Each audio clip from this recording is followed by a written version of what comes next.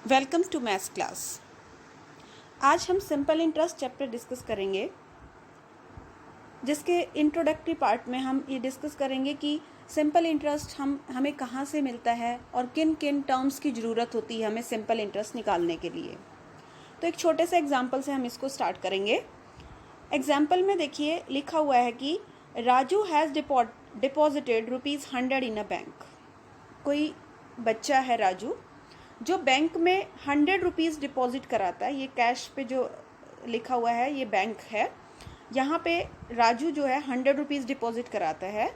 After 1 year Raju goes to the bank to find out about his deposited money.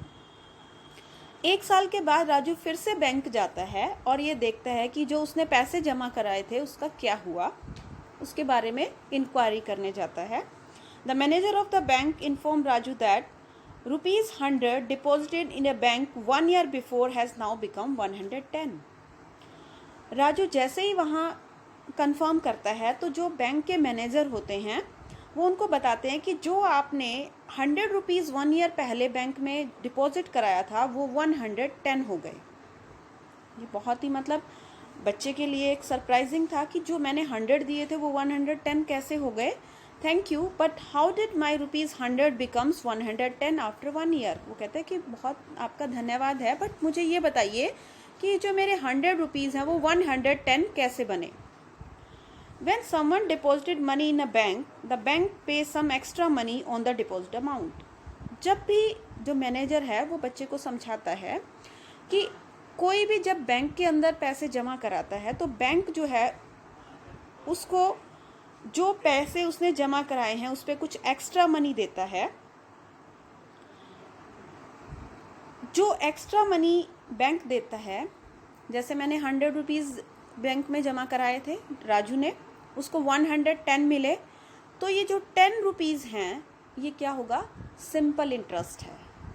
मतलब बच्चे को जो 10 rupees extra मिले हैं वो क्या है, सिंपल इंटरेस्ट है।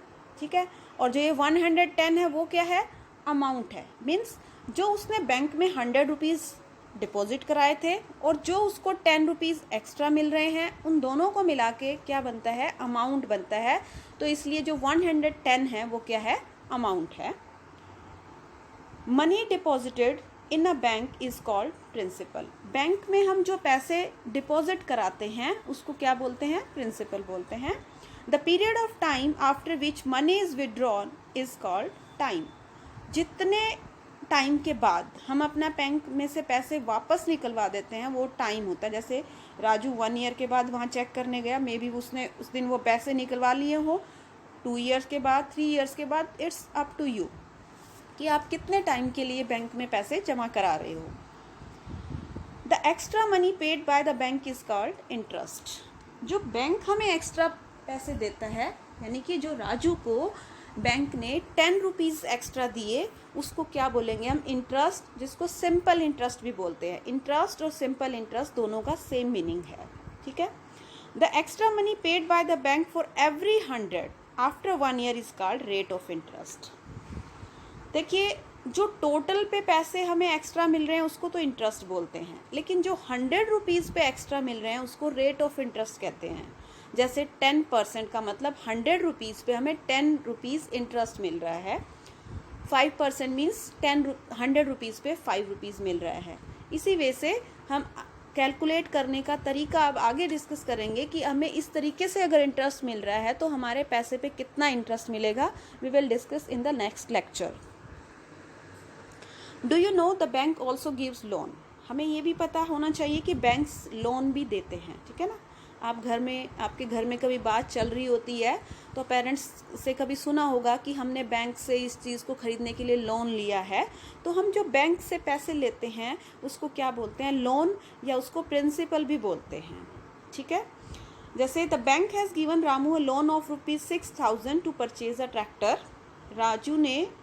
रामू ने कोई ट्रैक्टर लिया है तो बैंक ने उसको लोन दिया है 6,000 rupees.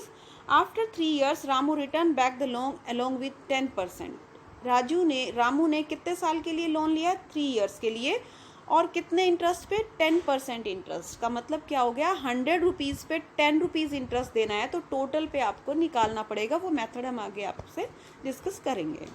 Hair the money borrowed is the principal. जो रामू ने मनी बोरो किया उसको क्या बोलेंगे? Principal. And the extra money paid is called interest. जो रामू ने बैंक को एक्स्ट्रा रुपीज़ पे किए उसको क्या बोलेंगे? इंटरेस्ट, या उसको सिंपल इंटरेस्ट भी बोलते हैं। अभी सिंपल इंटरेस्ट निकालने के लिए 3 फैक्टर्स जो है वो मेन हैं। पहला प्रिंसिपल, दूसरा रेट ऑफ इंटरेस्ट, तीसरा टाइम। प्रिंसिपल मीन्स आपने कितने रुपए बैंक में डिपॉजिट कराए, that is principal. Rate of interest का मतलब किस रेट पे, जैसे 5% मीन्स 100 रुपीज़ पे 5 रुपीज़ आपको इंटरेस्ट मिल रहा है या आपको देना है बैंक को। 10% मीन्स 100 रुपीज़ पे 10 रुपीज़। वो जितने पैसे आपने दिए उसमें कैलकुलेट करने का मेथड हम करेंगे अभी। टाइम मीन्स कितने टाइम के लिए, 2 ईयर्स के लिए, 3 ईयर्स के लिए, 4 ईयर्स के लिए, 6 मंथ्स के लिए, जितने भी टाइम के लिए आपने अपने पैसे बैंक में डिपॉजिट कराए वो क्या हो जाएगा? टाइम हो जाएगा। इसके बाद सिंपल इंटरेस्ट कैलकुलेट कैसे करते हैं? जस्ट हम पूरे चैप्टर के इंट्रो हम कर रहे हैं कि इस पूरे चैप्टर में हमें क्या क्या करना है, ठीक है। इसमें अभी हम वर्कशीट नहीं डिस्कस कर रहे, अभी सिर्फ ये कर रहे हैं कि अगर आपको सिंपल इंटरेस्ट निकालना है तो उसके लिए 3 फैक्टर्स चाहिए, principal, rate of interest, time. अब तीनों को मल्टीप्लाई कर दो, प्रिंसिपल, रेट ऑफ इंटरेस्ट और टाइम को मल्टीप्लाई कर दो तो क्या निकल जाता है? Simple interest. Rate of interest देखिए परसेंट के अंदर होता है, जैसे 5% का मतलब 5/100। ये जब आप सम करोगे तो आपको क्लियर हो जाएगा। उसके बाद हमने देखो अमाउंट की बात की थी। जो राजू को 110 रुपीज़ मिले थे वो अमाउंट था। उसके अंदर प्रिंसिपल भी था जो उसने बैंक में 100 रुपीज़ जमा कराए थे, और इंटरेस्ट कितना मिला उसको? 10 रुपीज़। यानी कि इंटरेस्ट को और प्रिंसिपल को अगर ऐड कर दो तो क्या निकल जाता है? अमाउंट निकल जाता है, ठीक है। अब 2 फॉर्मूले और यहाँ यूज़ होने वाले हैं कि अगर आपको अमाउंट पता है, अमाउंट में से इंटरेस्ट माइनस कर दो, प्रिंसिपल निकल जाता है। अमाउंट में से प्रिंसिपल माइनस कर दो, इंटरेस्ट निकल जाता है। Okay, this is clear. अब ये कुछ एग्जाम्पल्स, कुछ फिलअप्स हैं जो हमने सारा कुछ पढ़ा है उसी से रिलेटेड है ये सारे के सारे। The money deposited in a bank is called, क्या होगा? बैंक में जो पैसे जमा कराएंगे उसको क्या बोलेंगे? अभी तो हमने किया था, वो क्या बोलते हैं उसको? प्रिंसिपल। इसकी आपको यहाँ पे पूरी स्पेलिंग लिखनी है, principal. The extra money paid by the bank is called, interest भी बोल सकते हैं उसको हम, और सिंपल इंटरेस्ट भी बोल सकते हैं। आप यहाँ पे पूरी स्पेलिंग इसकी लिखेंगे, सिंपल इंटरेस्ट या interest. The period of time for which money is kept in a bank is called, जितने टाइम के लिए हम बैंक में अपना पैसा रखते हैं उसको क्या बोलते हैं? टाइम बोलते हैं। The money borrowed from a bank is called, bank से जो हम मनी बोरो करते हैं उसको हम प्रिंसिपल भी बोल सकते हैं, लोन भी बोल सकते हैं। आप इसकी पूरी स्पेलिंग यहाँ पे लिखेंगे। Extra money charge by the bank for every 100 rupees deposit is called rate of interest. देखो, जो एक्स्ट्रा मनी हमें रेट ऑफ इंटरेस्ट बोलते हैं उसको। देखो, ये दोनों चीज़ों के बीच में आपको क्लियर होना चाहिए कि जो टोटल एक्स्ट्रा मनी हमें मिलते हैं उसको तो सिंपल इंटरेस्ट बोलते हैं, बट जहाँ एवरी 100 रुपीज़ आ जाता है उसको हम क्या बोलते हैं? Rate of interest. जैसे 4%, 5%, 6%, 9%, this is your rate of interest.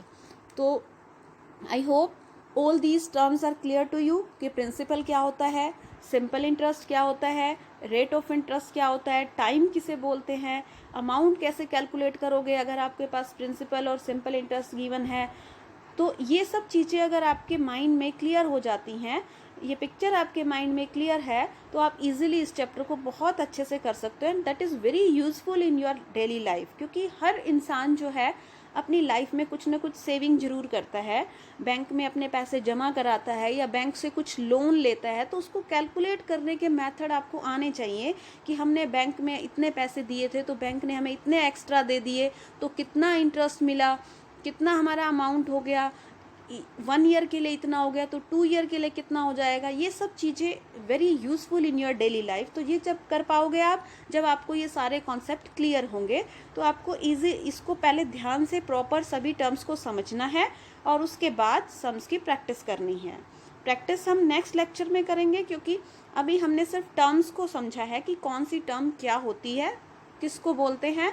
Next lecture में हम सम्स करेंगे कि सिंपल इंटरेस्ट जो है वो कैसे कैलकुलेट करते हैं, वो हम नेक्स्ट लेक्चर में डिस्कस करेंगे।